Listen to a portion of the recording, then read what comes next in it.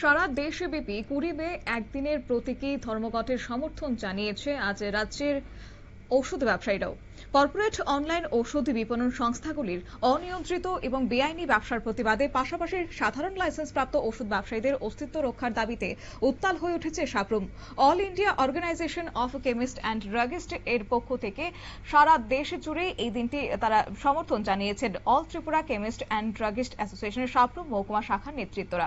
এলাকার সমস্ত ওষুধের দোকান বন্ধ রাখা হয়েছে। খুচরো ওষুধ ব্যবসায়ীদের অভিযোগ হচ্ছে বর্তমান সময়ে দাঁড়িয়ে এক শ্রেণীর অনলাইন প্ল্যাটফর্ম এবং কুইক কমার্স অ্যাপগুলো নিয়মনীতির ঊর্ধ্বে গিয়ে তারা ব্যবসা চালিয়ে যাচ্ছেন এবং এই আন্দোলনের মূল তিনটি দাবি হচ্ছে প্রতিবাদের জায়গা হচ্ছে কোনো প্রকার বৈধ বা যাচাইকৃত প্রেসক্রিপশন ছাড়াই গ্রাহকদের ঘরে ঘরে পৌঁছে দেওয়া হচ্ছে জটিল সব ওষুধ, যা জনস্বাস্থ্যের জন্য চরম বিপজ্জনক হয়ে দাঁড়িয়েছে। তাই তারই প্রতিবাদে আজ তারা সামিল হয়েছেন। কি উঠে আসছে সংগঠনের নেতৃত্বের বক্তব্য শুনুন।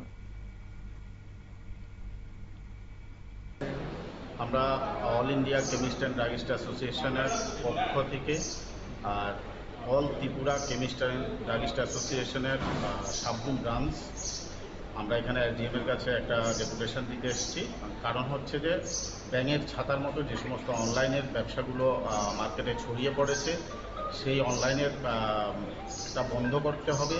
প্লাস যে সমস্ত কর্পোরেটগুলো অধিক পরিমাণে ছাড় দিচ্ছে সেটা বন্ধ করতে হবে এবং যে জাল ওষুধগুলো, নকল ওষুধগুলো যেভাবে মার্কেটে ছড়িয়ে পড়ছে সেটাকে বন্ধ করতে হবে।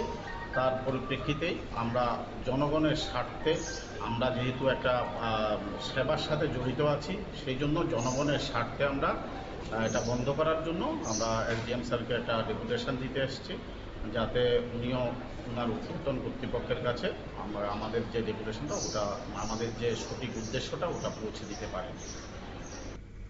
সরকারের জিএসআর 817E এবং জিএসআর 220E ধারাগুলোর অপব্যবহার, যেভাবে অনিয়ন্ত্রিত ওষুধ সরবরাহ করা হচ্ছে তা অবিলম্বে প্রত্যাহারের দাবি জানিয়েছে ব্যবসায়ীরা। আজ এই আন্দোলনের অংশ হিসেবে মহকুমা শাসকের মাধ্যমে ভারতের প্রধানমন্ত্রী নরেন্দ্র মোদীর উদ্দেশ্যে একটি স্মারকলিপি পাঠানো হয়।